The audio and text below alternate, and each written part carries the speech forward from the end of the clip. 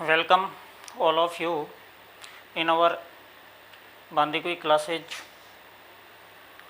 देखिए, हम लोगों ने पिछले जो हमारा वीडियो था उस वीडियो के अंतर्गत हमने देखा कि 1857 की क्रांति का हमने पार्ट फर्स्ट पढ़ा। आज हम पार्ट 2 में बात करेंगे। और राजस्थान में जो 1857 की क्रांति हुई थी उस क्रांति में नसीराबाद और नीमच दो छावनियों की आज अपन बात करेंगे। तो देखिए, बात करते हैं अपन। ये एक मैप बनाया, हालांकि ठीक तरीके से नहीं बना, तो आपको यह ध्यान रखना है 1857 की क्रांति के समय एक तो छावनी का केंद्र जोधपुर यानी एरिनपुरा पाली में रहा था, एक अपने रहा था ब्यावर अजमेर में, एक रहा था नसीराबाद अजमेर में, एक रहा था भरतपुर में, एक रहा था जयपुर में। ये ध्यान रखना आपको, एक कहाँ रहा था? जयपुर में रहा था। एक रहा था देवली, और देवली कहाँ पड़ता है? टोंक में। टोंक एकमात्र मुस्लिम रियासत थी, ये भी ध्यान रखना आपको। साथ में ये भी ध्यान रखना है कि यहाँ का उस समय तत्कालीन शासक कौन था और पॉलिटिकल एजेंट कौन था। एजीजी का आपको पता है पैट्रिक लॉरेंस था। बात करते हैं जोधपुर का शासक था उस समय तख्त सिंह, पॉलिटिकल एजेंट था मैकमोसन, और यहाँ जो सेना की टुकड़ी थी उसका नाम था जोधपुर लीजियन। बात करते हैं उदयपुर की। उदयपुर का जो शासक था वो था स्वरूप सिंह, पॉलिटिकल एजेंट था सावर्स, और यहाँ जो सेना की टुकड़ी थी उसका नाम था मेवाड़ भीलकौर। देवली में कोटा कंटीजेंट थी, और नीमच में भी कौन थी? कोटा कंटीजेंट थी। ये आपको याद रखना है।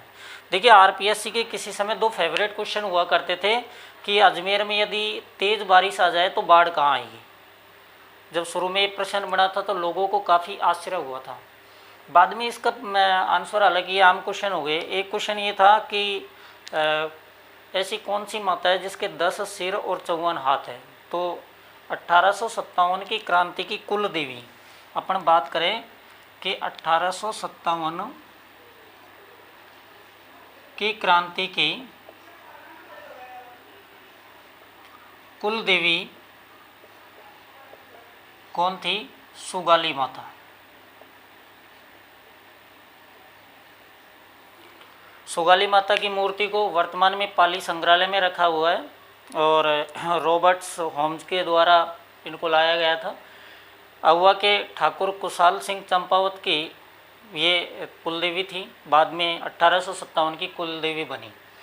तो देखिए, अपन बात करते हैं यहाँ मेवाड़ भीलकौर। मैंने आपको जैसा कि बताया, एक और ध्यान रखना है, तख्त सिंह का सेनापति ओनाट सिंह। जब युद्ध होगा बिठोड़ा का तो उस समय ओनाट सिंह सेना लेकर जाएगा कुशलराज सिंघवी के साथ में। अपन बात करते हैं नसीराबाद में क्रांति। भारत में क्रांति की शुरुआत 10 मई 1857 को हुई थी, और ठीक इसके 18 दिन बाद में राजस्थान में क्रांति की शुरुआत 28 मई 1857 को हुई। जो एजीजी था वो पैट्रिक लॉरेंस था, और एजीजी ने अपने पीए छोड़ रखे थे। वैसे इनको याद करने वाली बात नहीं है, कोई खास बड़ी बात नहीं है। आप कहोगे कि याद कैसे होंगे भाई, पॉलिटिकल एजेंट और राजा। तो देखिए, जयपुर में बहुत सारे गार्डन है, ईडन भी एक गार्डन है, तो ध्यान रखना जयपुर में ईडन राम सिंह सेकंड यहाँ का राजा है। अपन बात करते हैं भाई नसीराबाद, ब्यावर अजमेर, देवली में कोटा कंटिजेंट। अपन यहाँ बात करते हैं भाई उदयपुर का जो शासक था कौन था? स्वरूप सिंह। आपको पता है उदयपुर को कहा जाता है झीलों की नगरी, और जो सावर्स होता है यानी जो झरने होते हैं, सबसे ज़्यादा झरने कहाँ मिलते हैं? उदयपुर में। तो कुल मिलाकर जो सावर्स का अर्थ भी झरना होता है, ऐसे भी याद हो जाएगा। और अपन कहे जोधपुर का तो हमेशा ही मौसम ख़राब होता है, तो मैकमोसन कोटा में यानी कोट में क्या लगाए जाते हैं? बटन। वैसे याद हो जाएगा भाई कोटा का कौन है? बर्टन है। ये आपको याद रखना है। तो देखिए, 1857 क्रांति नसीराबाद से शुरू होती है 28 मई को, यानी भारत में 10 मई को शुरू हुई थी। तो 10 मई को जब शुरू हुई थी तो उसके 18 दिन बाद में यह क्रांति की शुरुआत होती है। नसीराबाद में पहले से 30वीं एनआई थी। एनआई का मतलब होता है नेटिव इन्फेंट्री यानी पैदल सेना। और 15वीं जो एनआई थी ये कहाँ थी? अजमेर में। ये अंग्रेज़ों का जो शस्त्रागार था उसकी रक्षा करती थी। तो 15वीं एनआई को ट्रांसफ़र करके कहाँ भेज दिया, नसीराबाद। तो इनको लगा कि हमारे ऊपर शायद अंग्रेज़ों को विश्वास नहीं है, क्योंकि क्रांति की शुरुआत हो गई थी। यहाँ एक और सेना पहले से थी जिसका नाम था बम्बई लांसर्स। बम्बई का वर्तमान नाम मुंबई है, पहले जो नाम था वो बम्बई था।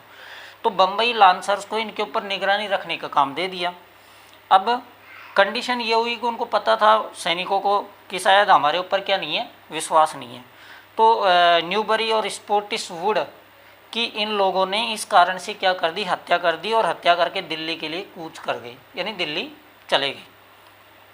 अब कंडीशन क्या हुई, जब इनकी हत्या कर दी तो इनको चारों तरफ से घेर लिया। तो जोधपुर का जो महाराजा था जिसका नाम था तख्त सिंह, उसने इनको यहाँ से अंग्रेज़ों को बुलवाया, क्योंकि एजीजी ने इसको आदेश दिया, कहा भाई उनको बचाओ।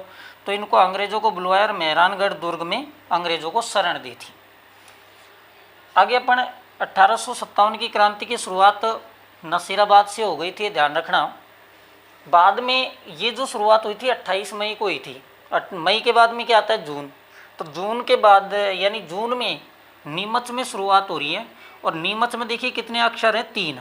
तो इसकी शुरुआत भी कितने हो रही है, 3 जून को। यानी 2 जून को यहाँ खबर लग गई कि नसीराबाद में सैनिकों ने क्रांति की शुरुआत कर दी। तो 3 जून को यहाँ क्रांति की शुरुआत हुई। यहाँ एक अंग्रेज अधिकारी था जिसका नाम था एबोट। तो देखिए एबोट क्या कर रहा है कि सारे सैनिकों को इकट्ठा किया और उनको सौगंध दिला रहा है, यानी सौगंध दिला रहा है उनको, उनके अपने अपने धर्म की सौगंध दिला रहा है, गीता की, कुरान की, इस तरीके से वो कसम दिला रहा था सबको। तो इसमें एक सेनापति था और कसम क्या दिला रहा था कि भाई तुम हमारे प्रति क्या रहोगे, वफादार रहोगे। तो एक सेनापति था जिसका नाम था मोहम्मद अली बेग। ये सेनापति पर ये जो सैनिक था, ध्यान रखना, ये प्रश्न एक पटवार के एग्ज़ाम में आ चुका है कि मोहम्मद अली बेग का इशारा किस रियासत की ओर था। जब एबोट ने प्रश्न पूछा तो मोहम्मद अली बेग एबोट कह रहा है भाई आप लोग हमारे लिए क्या रहोगे, विश्वसनीय रहोगे, इस समय क्रांति के समय हमारे प्रति वफादार रहोगे।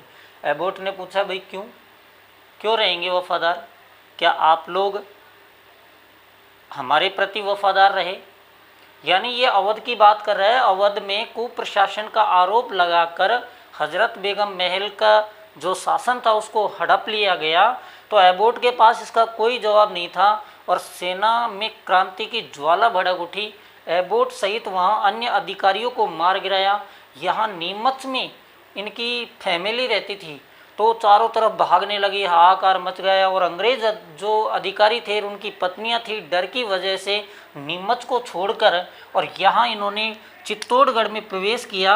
और चित्तौड़गढ़ में सबसे पहले इन्होंने डूंगला गांव में प्रवेश किया। ये ध्यान रखना, एक प्रश्न बन चुका है, कौन से गांव में प्रवेश किया। वहाँ एक जाट था जिसका नाम था रुगाराम जाट। रुगाराम जाट के घर में इन्होंने रात बिताई थी। और उसके बाद में एजीजी के कहने पर स्वरूप सिंह ने, जो ये स्वरूप सिंह था मेवाड़ का शासक, इसने कुशलराज सिंघवी को यहाँ भेजा और उनको सुरक्षित अंग्रेज़ों को वहाँ से कहाँ बुलवाया, मेवाड़ बुलवाया। और मेवाड़ में जो उदयपुर में जो पिछोला झील है उसमें जग मंदिर में इनको ठहराया गया था, सुरक्षित ठहराया।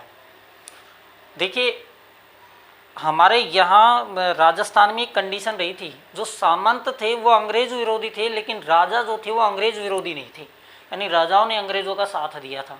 तभी तो यहाँ अगर ये भी कहा जाता है कि ये लोग अगर स्वरूप सिंह अंग्रेज़ों का साथ नहीं देता तो शायद क्रांति का स्वरूप अलग होता। नसीराबाद के बारे में कहा जाता है कि अगर नसीराबाद के जो क्रांतिकारी सैनिक थे ये दिल्ली ने जाकर यदि अजमेर के किले पर आक्रमण करते तो भी क्रांति का स्वरूप अलग होता। ये सारी बातें हुई लेकिन ऐसा हुआ नहीं। हो सकता है कि इतिहासकारों के कथन उस दृष्टि के अकॉर्डिंग गलत हो, या ये भी हो सकता है कि उस समय इंग्लैंड का बहुत से देशों के ऊपर औपनिवेशिक था तो अन्य देशों से सेना मंगवा कर फिर वो भारत पर अधिकार कर सकते थे, काफ़ी कारण रहे होंगे। तो यानी इन्होंने मेवाड़ में जग मंदिर में, मेवाड़ में जो पिछोला झील है उदयपुर में, उसमें जग मंदिर और जग निवास 2 महल बने हुए हैं। मंदिर पहले आता है, ध्यान रखना, मंदिर का निर्माण पहले हुआ था, निवास का निर्माण बाद में हुआ था। तो यानी जग मंदिर में इनको शरण दी थी।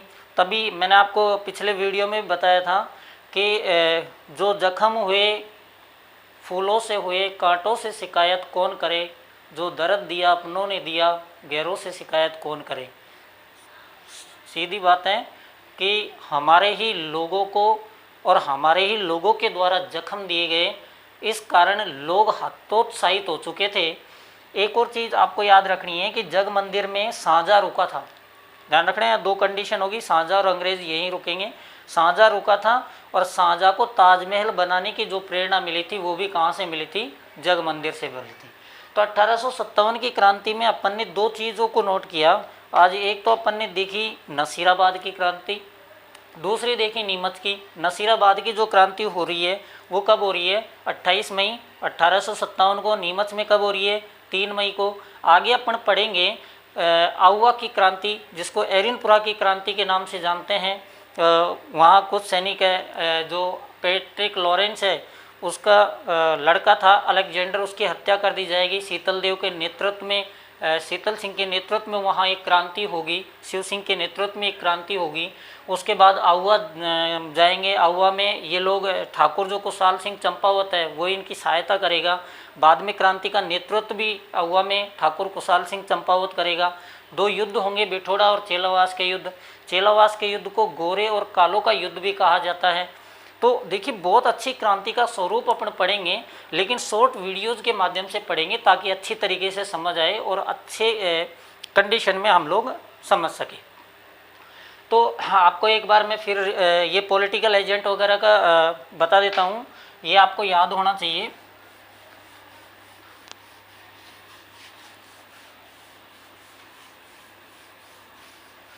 देखिए, ये आपको जनरली याद होने चाहिए। जयपुर में पीए बात करते हैं शासक। पीए कौन, ईडन, यानी गार्डन जयपुर में बहुत सारे हैं। अधिकतर जयपुर में जो काम करवाए हैं वो राम सिंह ने करवाए हैं, ये भी ध्यान रखना। शासक कौन है, राम सिंह सेकंड। दूसरा बात करते हैं उदयपुर, मेवाड़ कह दो। उदयपुर में पीए कौन है, सावर्स, यानी झरने बहुत ज़्यादा मिलते हैं। शासक कौन है, सहसे, ये सावर्स है तो ये स्वरूप सिंह, एक ही राशि है दोनों की। तीसरी बात करते हैं अपन उदयपुर के बाद में भरतपुर। तो भरतपुर में कौन है शासक, ये तो है मोरिसन पीए तो, और शासक कौन है भाई, शासक है जसवंत सिंह। ये मोरिसन आगरा भाग जाएगा। आगे देखना, कोटा, कोट में क्या लगता है, बर्टन का सिर काटा जाएगा और कोटा शहर में घुमाया जाएगा। राजा कौन है भाई, राम सिंह सेकंड है यहाँ का भी। इसको नज़रबंद कर दिया जाएगा किले में 6 महीने के लिए। एक अपन बात करते हैं जोधपुर का शासक कौन है। जोधपुर का ये तो जोधपुर का जो आपको पता है मौसम हमेशा लगभग ख़राब रहता है, मैक मौसम। और राजा है यहाँ का तखत सिंह, सेनापति है ओनाड सिंह। नाम भी बड़े अजीब ही मिलेंगे इनके आपको। सेनापति का नाम भी आपको ध्यान रखना है, सेनापति कौन है, ओनाड सिंह। ये आपको ध्यान रखना है। क्रांति की जो शुरुआत राजस्थान में हुई थी, कब हुई थी, 28 मई को हुई थी। कहाँ से हुई थी, नसीराबाद से हुई थी। और दूसरी जो क्रांति होगी कहाँ होगी, नीमच में होगी। कितने अक्षर है नीमच में, 3 मई के बाद में क्या आती है, जून। तो कितने जून को होगी, 3 जून को। ये सारी चीज़ें आपके माइंड में एकदम सेट हो जानी चाहिए। इसके बाद में अपन नेक्स्ट वीडियो में देखेंगे कि किस तरीके से कोटा में, यानी आउवा की एक अलग से चैप्टर पढ़ेंगे जो काफ़ी अच्छा है और काफ़ी डीपली उस चैप्टर को अपन देखेंगे। धन्यवाद।